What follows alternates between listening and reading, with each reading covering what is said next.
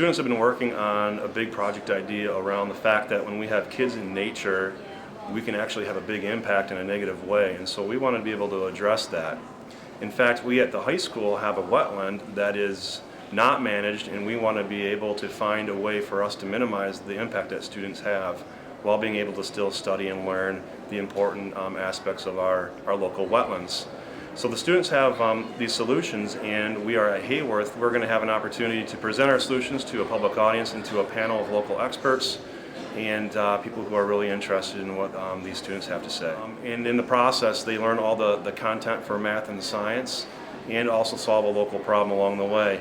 Towards the end of the project, they do a lot of practice pitches to clean up their presentation, and now we are at our final event where we get a chance to showcase our final projects. I'm really nervous, but then the other side, I feel like I'm going to kick butt.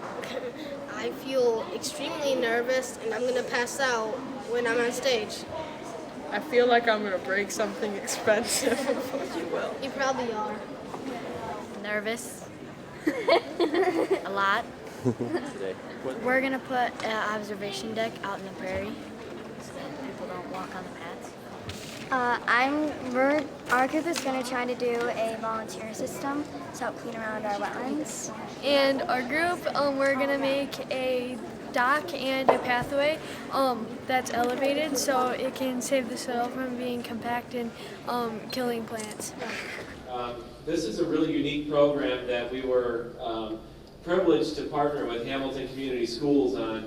And our organization has been helping kind of on the backside help in this project in terms of making connections to the outdoors, using the Outdoor Discovery Center property. Done with a textbook, and it's not done with ditto sheets and memorization. It's done with actually getting your hands dirty and doing the work, and sometimes failing and figuring out how to come back and do it right the next time. And share their mics, and they'll be giving their presentations. It's going to go quick. They get 5 minutes, a timer goes off, they finish their thought, they're out, the next group comes in.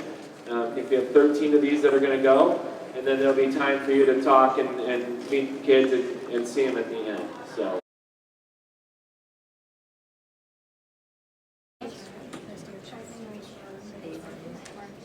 We plan on buying a variety of feeders to supply the wildlife with food. Our group will buy 3 fish feeders for $170 each and 3 animal feeders at $70 each.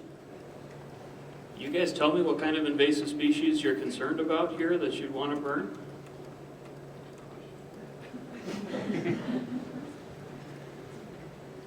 All of them. Hi, my name is Jordan, and I have data and evidence to help support the idea of solving this problem. First, there are 10 different shortcuts at the wetland, and that is a crazy amount for just that little area. Carp, dogfish, sheephead also do that, and carp, but they don't, but they're not native to Michigan. Like suckerfish are native. The wetlands are home to many species such as rabbits, snakes, birds, and many other insects. It's also a great place for other schools to study for possibly many years. Split rail fence so that the animals can get underneath, through the middle, and over the top. Because once it rains a lot, the little pathway will be underwater. I was curious about the signs. Are they instructional in nature, or are they going to say something like "Big Brother's watching, watch out"? It's just more to divert them from actually horseplaying. Yes, we planned it out, and we decided that it would be less money and would be a little bit more efficient if we use only one pathway. Because putting posts in the ground, that's still soil compaction. Everything will happen is the plants and insects won't be getting destroyed, their habitats will grow back, and there will be less invasive species. Let's say you implemented this solution. How would you know it was successful? What are you looking for in terms of dissolved oxygen rate in the pond and the 9 parts per million is the amount of dissolved oxygen to sustain a healthy amount of fish. And our pond is 12. And that. Very. We like to locate our gathering area here. This is a rough sketch of the wetlands, and where it says concrete is where we are planning to put the paths.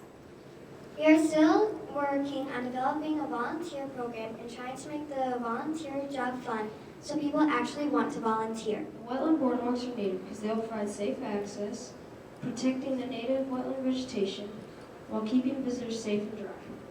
They can also serve as guiding pathways to lead students and visitors to the best study areas. For those of you who don't know me, I'm Dave Tebow. I have the pleasure of being superintendent in Hamilton and working for these wonderful children who presented today and with some of the best teachers in Ottawa County. So before we say goodbye to everyone, let's give those kids one last round of applause.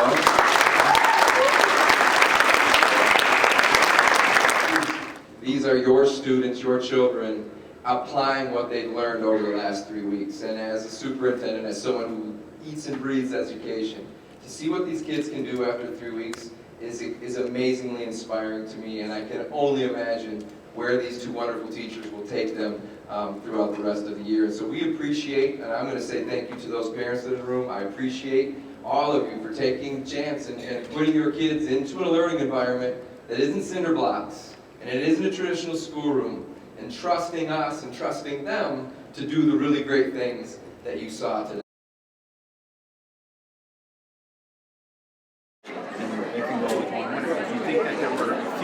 That their ideas may be similar or could even go together to mesh together, and that is perfectly fine to. Yeah, so I was impressed with the control direction. I thought that was a great idea. They could answer questions about it. They knew that you were going to have to do it multiple times, things like that, so that was great.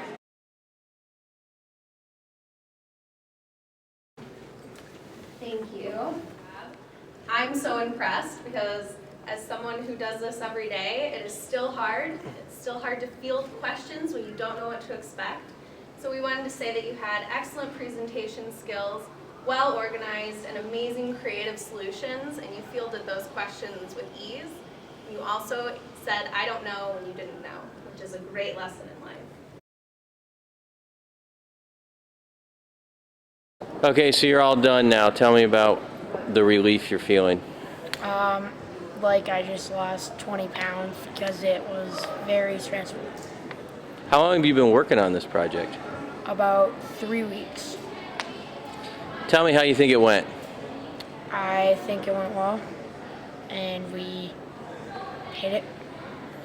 Who are you proudest about in your group? Brooke and Lee. What did Brooke and Lee do to make you so proud? They went the extra mile for the work. I'm very impressed with the students today.